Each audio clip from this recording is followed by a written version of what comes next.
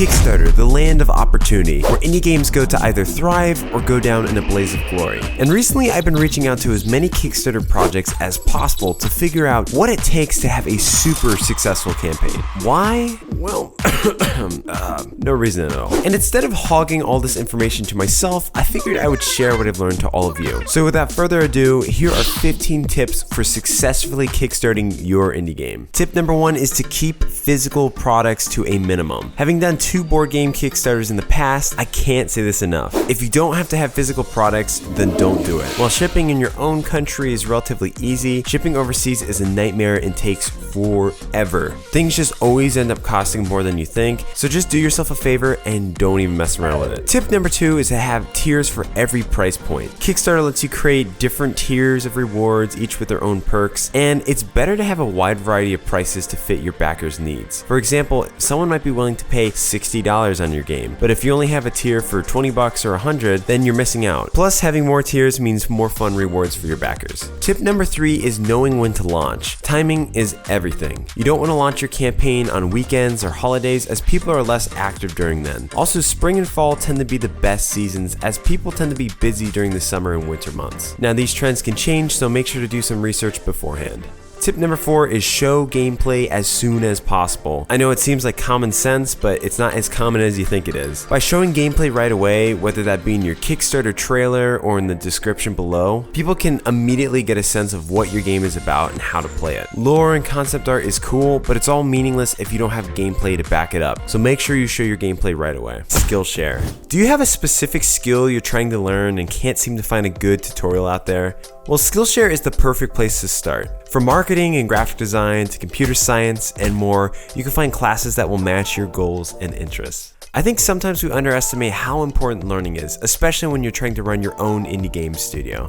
One class that really stood out to me recently is Your First Day in Blender by Southern Shoddy 3D. For anyone that wants to get started making 3D assets for your next game project, it's a wonderful class to get started with. The best part with Skillshare is it's ad-free, so you can watch it without annoying ads all the time. They launch new premium classes weekly, and the entire catalog is now available with subtitles and a bunch of different languages. And of course, as always, the first 1,000 people to use the link will get a 1-month free trial of Skillshare. Check it out and let me know what you think.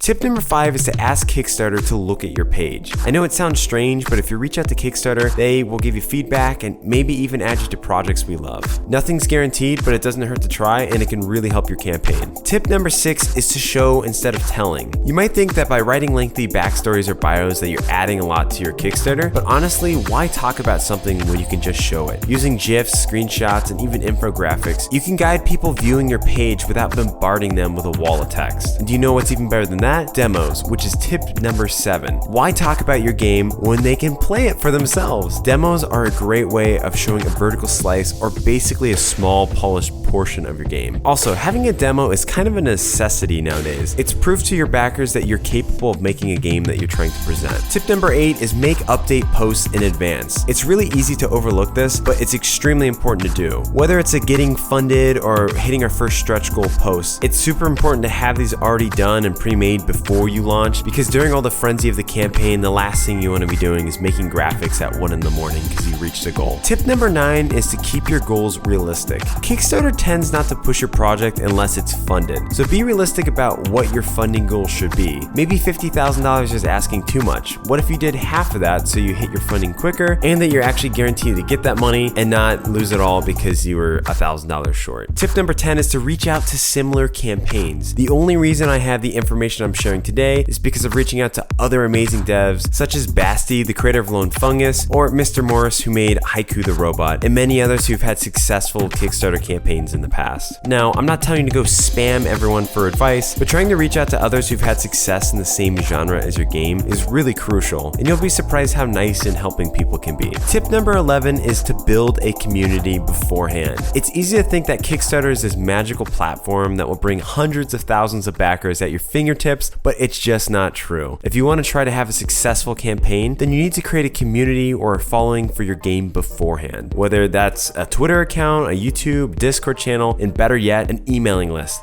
It doesn't matter. Create a community and get people excited beforehand. Tip number 12 is to keep your branding consistent. Nothing looks more unprofessional than inconsistent art or branding for your campaign. Now, I understand not everyone is a graphic designer, but it's important to understand that people do judge a book, or in this case, a game by its cover. I highly recommend that you hire a graphic designer or artist for your project, or even take some classes on some design. As long as you're not using 12 different fonts and 8 different art styles, you should be fine. Now, tip number 13 is get connected. The best thing that you could possibly do for your campaign is to create a great connection with other game developers. Whether that's creating a group of 3 to 6 game devs that meet together on a regular basis, or just chatting with other developers on Twitter, it doesn't really matter. The main thing is to have a network of friends and like-minded devs that you can encourage and help cross-promote your games. After all, we're all in it together as indie devs, so we need to support each other. Number 14 is to review your campaign. Before you even think about launching, have some friends, family members, or other game devs look at it. Are you missing anything? Is there information that's lacking? Do you have any typos? Remember, you're asking people to invest in your game after all, so take the time to make sure you have everything set before you launch. And for our 15th and final tip,